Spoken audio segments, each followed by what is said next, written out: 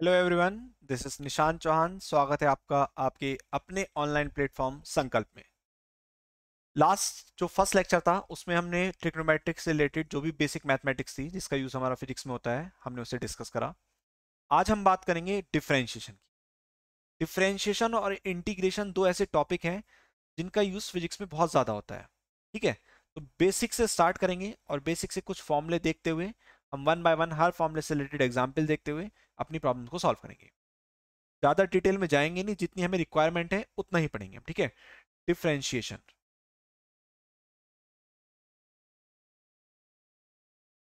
Differentiation क्या है basically? अगर मैं आपको देखो बिल्कुल जनरल लैंग्वेज में बताऊं, किसी फंक्शन को मिनिमाइज करने के लिए इसका यूज करते हैं हम, डिफरेंशिएशन का यूज करते हैं। अगर मैं कहूं किसी फंक्शन को मुझे मिनिफाई, जो मेरा स्लोप आया था delta y upon delta x, इसे मिनिमाइज करना है तो कम से कम एक्स की वैल्यू कितनी हो सकती है? एक्स की लिमिट वेरी कर सकती है कहां पर? जीरो की तरफ अप्रोच कर सकती है। जब वो x की लिमिट जीरो की तरफ अप्रोच करेगी तो जब इस लिमिट को अप्लाई करेंगे तो ये परफेक्ट फॉर्म में कन्वर्ट हो जाएगा, और परफेक्ट फॉर्म होती है dy अपॉन डी एक्स। और यही y तो है आपका एक फंक्शन, और जो d अपॉन डी एक्स है, d अपॉन डी एक्स, ये क्या है? Symbol of differentiation. ये क्या है? ये ऐसे कह लीजिए, ऑपरेटर ऑफ डिफरेंशिएशन। ये क्या है आपका? Operator of differentiation. अब मेन थिंग इज दैट कि क्या ये x ही रहेगा?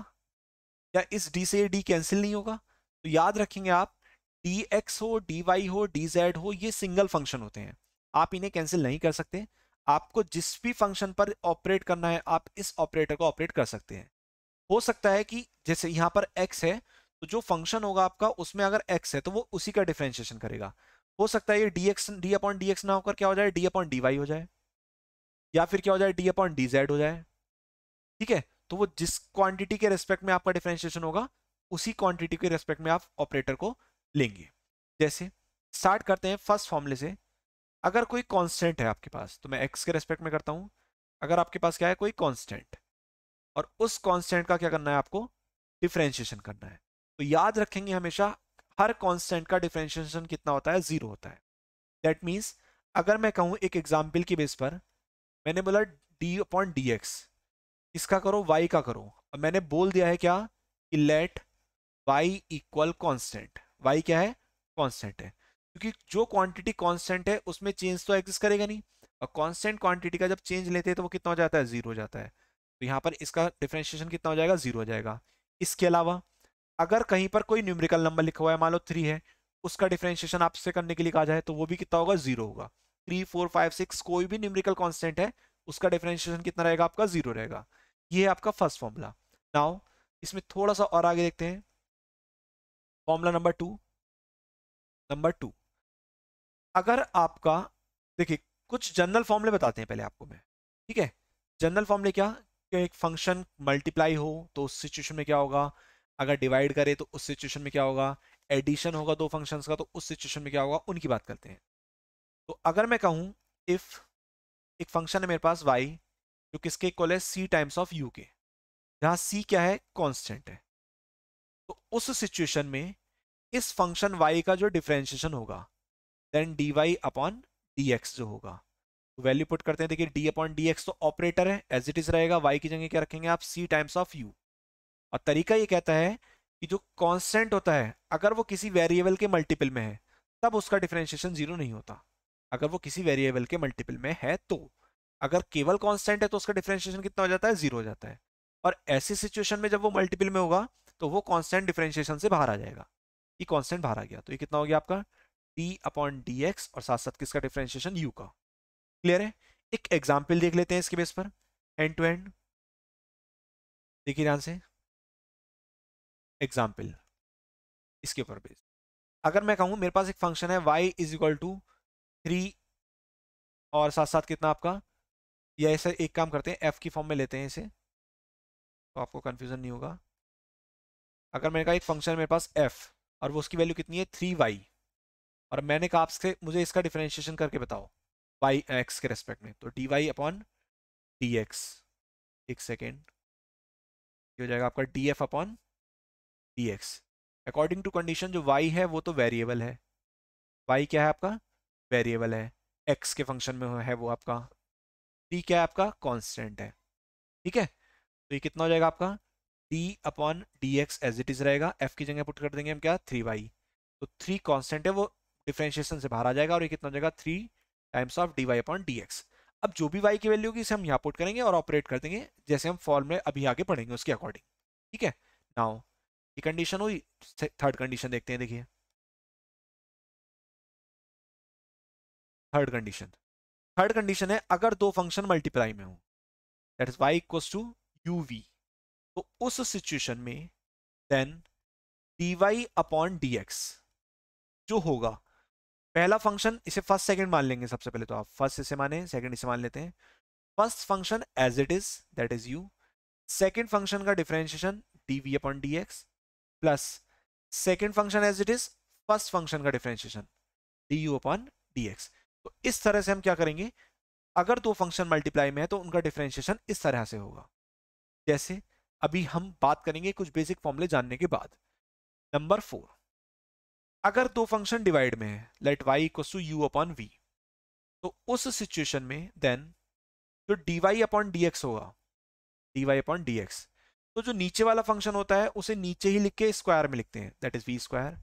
फिर इसी फंक्शन से शुरुआत करेंगे, तो v एज इट इज रहेगा, जो ऊपर वाला फंक्शन है उसका डिफरेंशिएशन होगा, माइनस साइन इस बार ऊपर वाला फंक्शन एज इट इज, और नीचे वाले फंक्शन का क्या हो जाएगा, डिफरेंशिएशन हो जाएगा। तो इस तरीके से फॉर्मूले को ऑपरेट करके हम क्या करेंगे, डिफरेंशिएशन करेंगे। तो मैंने आपको बेसिकली तीन चीजें बताई, अगर कांस्टेंट किसी वेरिएबल के मल्टीपल में है तो कांस्टेंट डिफरेंशिएशन से बाहर आ जाएगा, दो फंक्शन मल्टीप्लाई में तो इस प्रोसीजर को फॉलो करेंगे, first as it is second का differentiation plus second as it is first का डिफरेंशिएशन।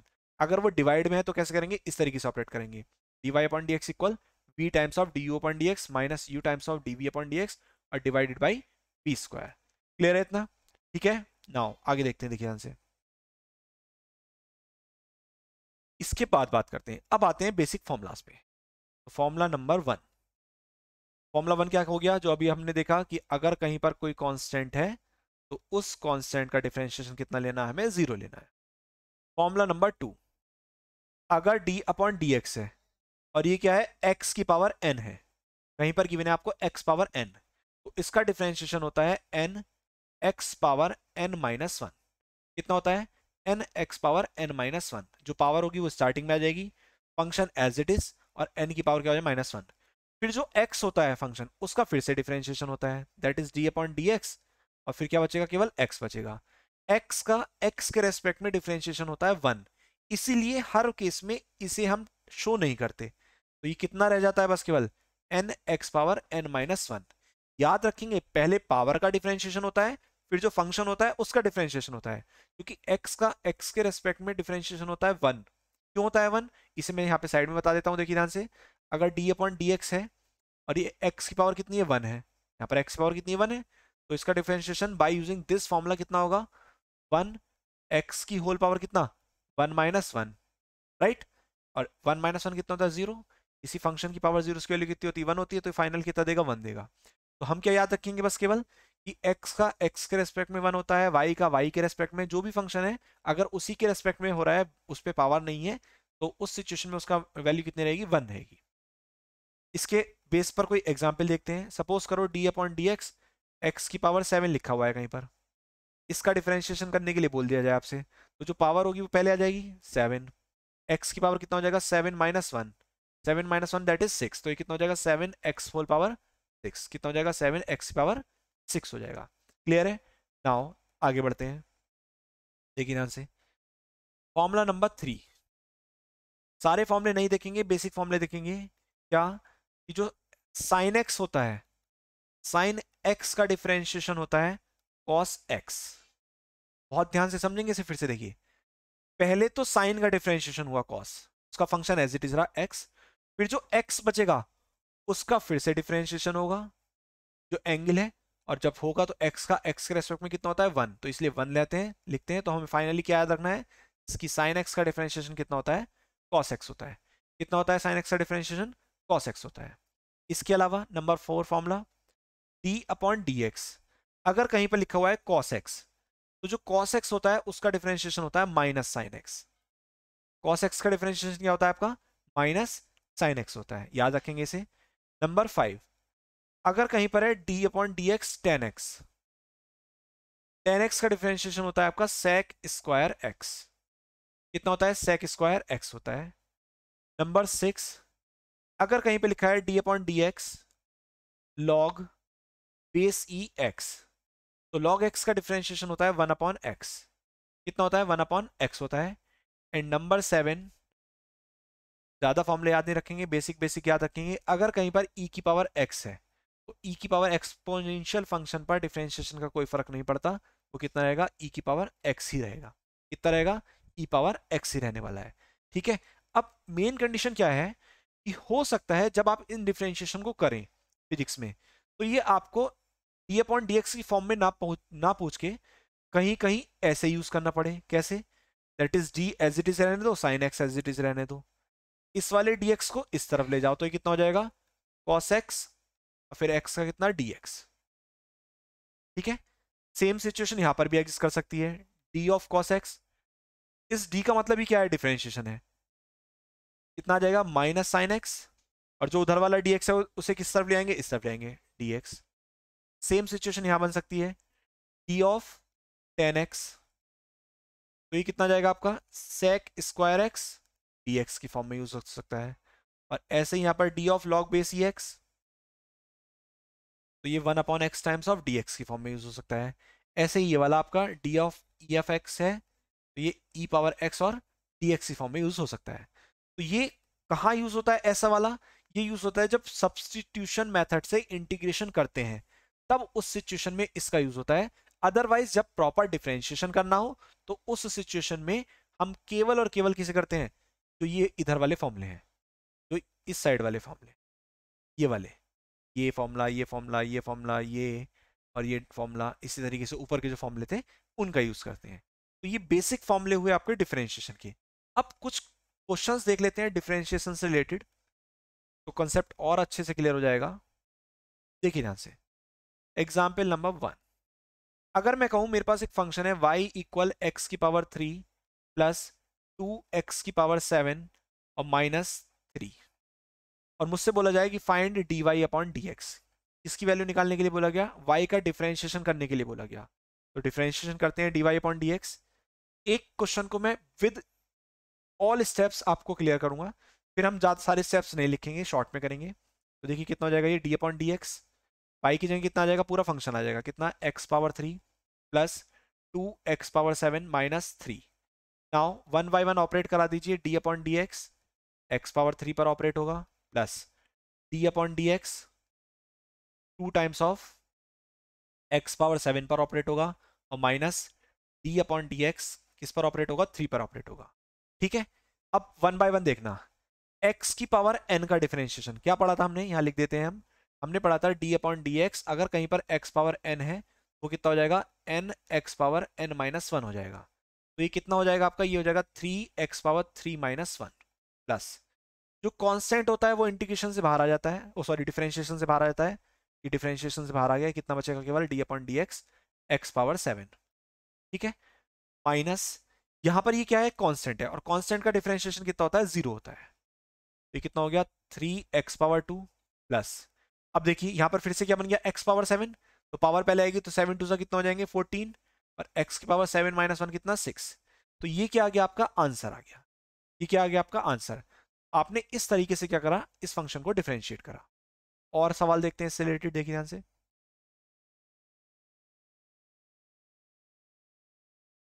अगर मैं कहूं y इज इक्वल टू आपके पास कितना, x की पावर 2 प्लस एक्स की power 3 plus x power 4 minus 7, इस तरीके से है, तो आप डायरेक्ट करेंगे, देखिए d y upon D x, हमने पढ़ा एक्स की पावर होगी तो एक्स पावर एन का डिफरेंशिएशन कितना होता है, n x power n minus 1, तो डायरेक्ट करते चलेंगे, 2x की पावर 2 माइनस 1 कितना होता है 1, 3x की पावर 3 माइनस 1 कितना होता है 2, 4x पावर कितना 4 माइनस 1 कितना 3, और कांस्टेंट का कितना होता है 0, तो आंसर क्या आ जाएगा आपका, ये आ जाएगा।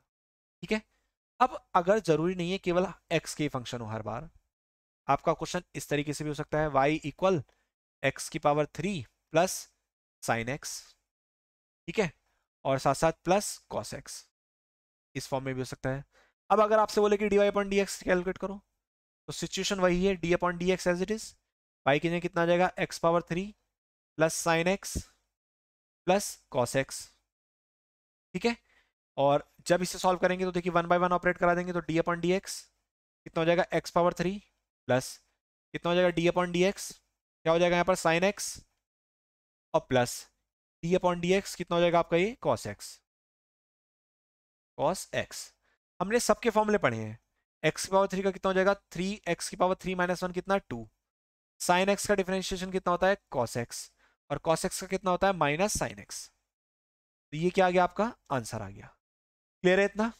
ठीक है, एक क्वेश्चन आप अभी अपने आप से ट्राई कर लें वीडियो को पॉज करके, y इक्वल एक्स की power 3 plus sine X minus cos X और plus log base E upon X. तो मैंने क्या करा, एक फंक्शन और ऐड कर दिया।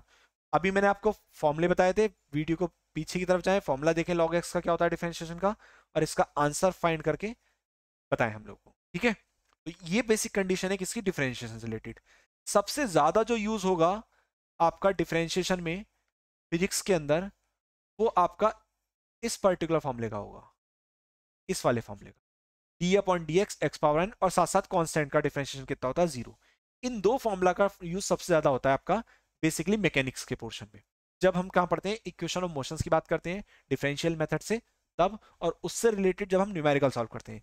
कंपटीशन में एक क्वेश्चन आता ही आता है, इन दो फॉर्मूले पे बेस्ड होता है, लेकिन होता है फिजिक्स से रिलेटेड है। ठीक है, नाउ डिफरेंशिएशन से रिलेटेड एक अनदर थिंग और है, उसे और देखेंगे, और उसका यूज होता है बेसिकली जब हम इलेक्ट्रिक फील्ड या मैग्नेटिक फील्ड कैलकुलेट करते हैं तब होता है। The condition is maxima and minima. Maxima and minima, या मिनिमम वैल्यू लिख सकते हैं, minimum value of a function, maximum and minimum value of a function. देखिए बहुत ध्यान से समझेंगे, आपको क्या होगा, एक फंक्शन या इक्वेशन गिवन होगी, सपोज करो इलेक्ट्रिक फील्ड हमने पर्टिकुलर रिंग के लिए कैलकुलेट करते हैं फिजिक्स के अंदर, 1/4πε0 qx/x² + a² पावर 3/2। अब अगर आपसे पूछ ले कि इस इलेक्ट्रिक फील्ड की मैक्सिमम या मिनिमम वैल्यू किन पॉइंट्स पर होगी, तो उसे आप कैसे कैलकुलेट करेंगे। तो मैं पहले एक छोटा सा ग्राफ ड्रॉ करता हूं, उससे मैं आपको चीजों को बताता चलूंगा।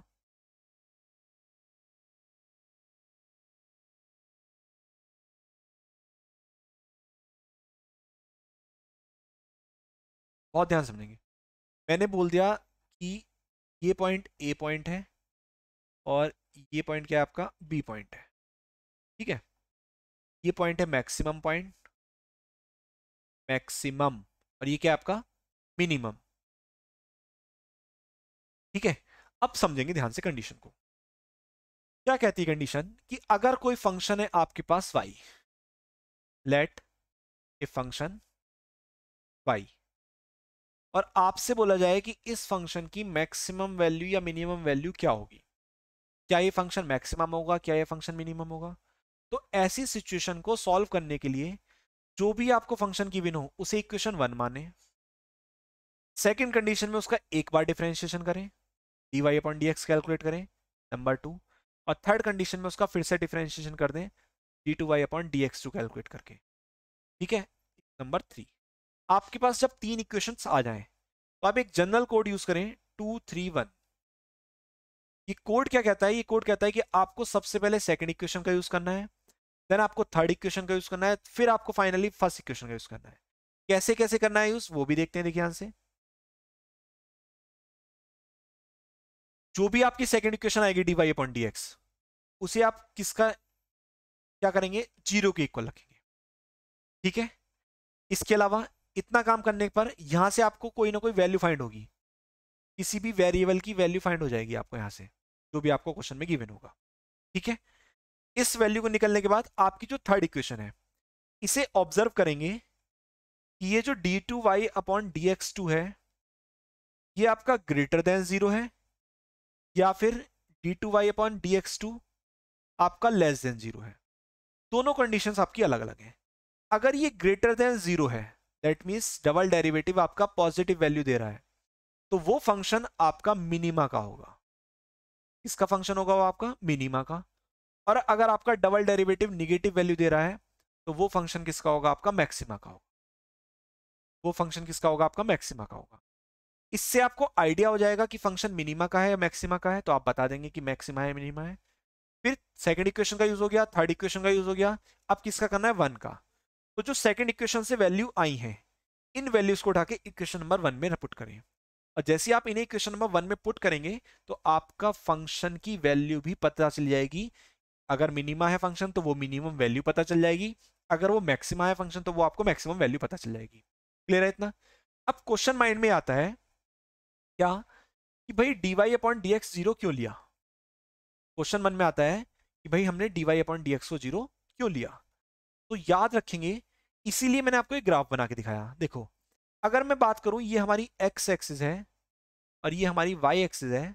और आपको मैंने फर्स्ट लेक्चर में, जो आपका पहला लेक्चर था, उसमें मैंने आपको क्या कैलकुलेट करना सिखाया था? मैंने आपको स्लोप निकालना सिखाया था। तो हम देख सकते हैं ये भी स्ट्रेट लाइन है, ये भी स्ट्रेट लाइन है, दोनों की दोनों हॉरिजॉन्टल के पैरेलल है। दोनों की दोनों हॉरिजॉन्टल की क्या है? पैरेलल है।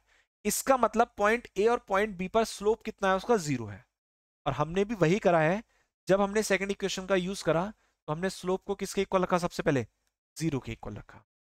समझ में आया कि जो स्लोप होता है वो जीरो क्यों होता है? dy अपॉन dx को जीरो क्यों लेते हैं? क्योंकि मिनिमा है या मैक्सिमा है कोई फंक्शन, उन दोनों पॉइंट पर जब हम स्लोप निकालेंगे उस फंक्शन का तो वो कितना आएगा? हमारे पास जीरो आएगा। इसलिए हम dy अपॉन dx को क्या लेके चलते हैं? जीरो लेके चलते हैं।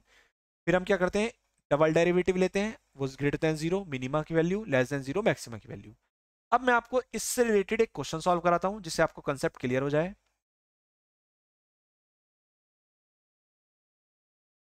देखिए, question is find the minimum value of, एक फंक्शन है हमारे पास y equal 5x² minus 2x plus 1। ये हमारा फंक्शन है, इसकी मिनिमम वैल्यू निकाल ली है। फर्स्ट ऑप्शन है हमारे पास 1/5, सेकेंड ऑप्शन है हमारे पास कितना? 2/5, थर्ड ऑप्शन है हमारे पास कितना? 3/5, और जो फोर्थ ऑप्शन है हमारे पास वो है आपका कितना? 4/5। ठीक है, ये आपके पास क्वेश्चन है। देखिए, एक एक प्रोसीजर को जैसे मैंने आपको समझाया कंसेप्ट को, उसी तरीके से अप्लाई करेंगे। कैसे? सबसे पहले जो इक्वेशन गिवन है उसे लिख लीजिए, 5x² माइनस 2x प्लस 1। ये हो गई आपकी इक्वेशन नंबर वन।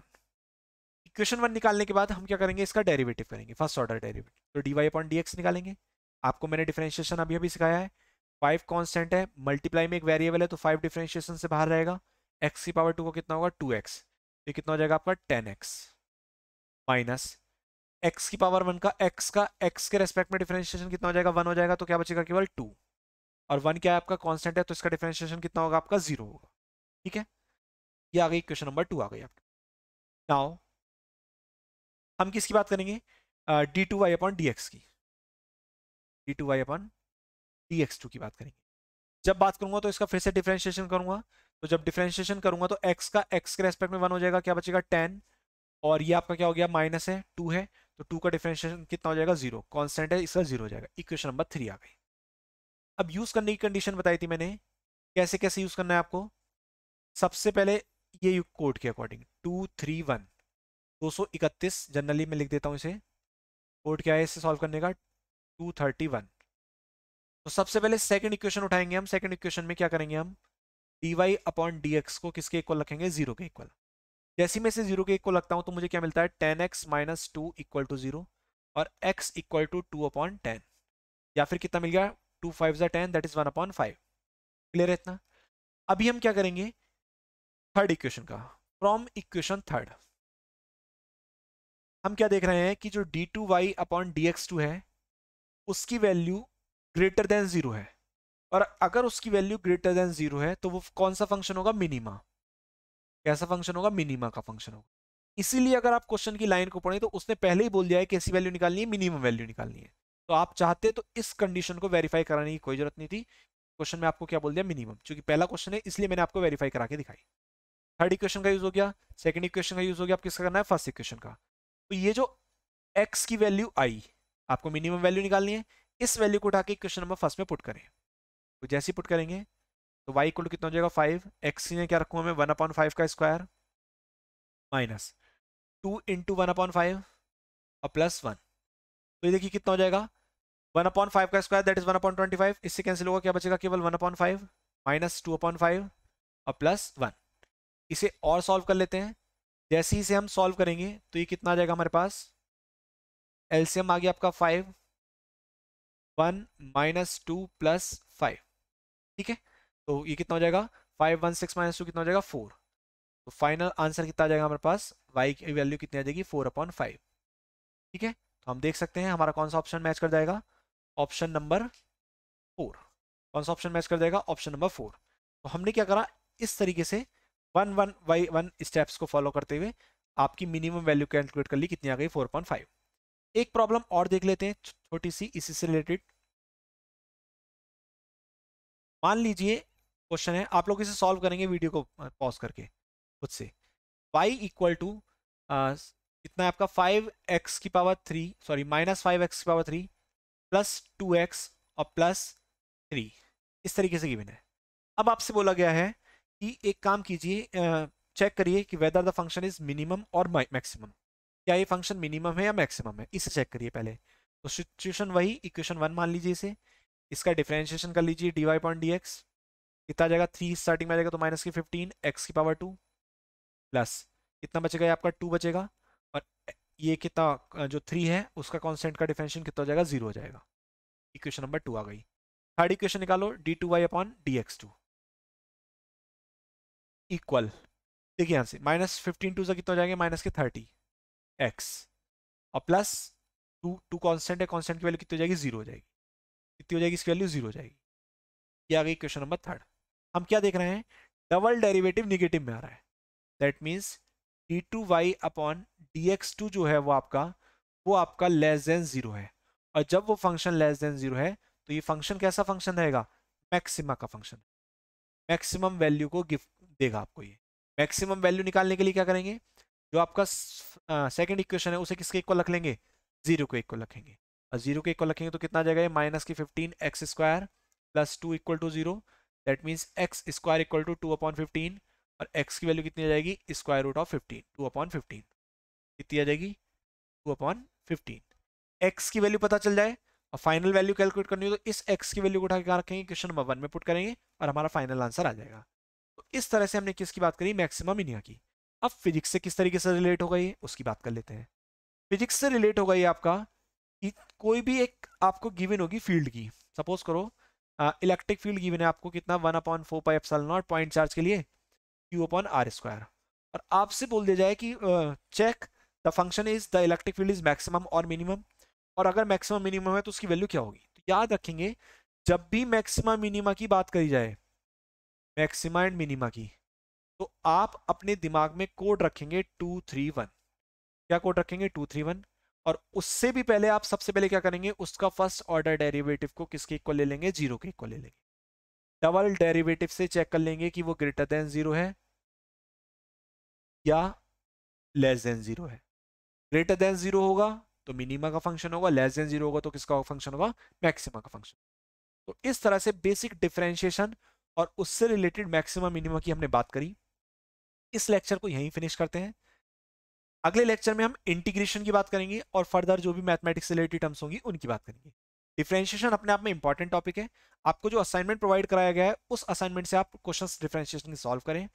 साथ ही साथ इंटीग्रेशन और ज्यादा इंपॉर्टेंट है, इंटीग्रेशन का भी यूज होता है जब हम इलेक्ट्रिक फील्ड या मैग्नेटिक फील्ड को कंटिन्यूअस सिस्टम के लिए कैलकुलेट करते हैं। ठीक है, थैंक्स फॉर वॉचिंग।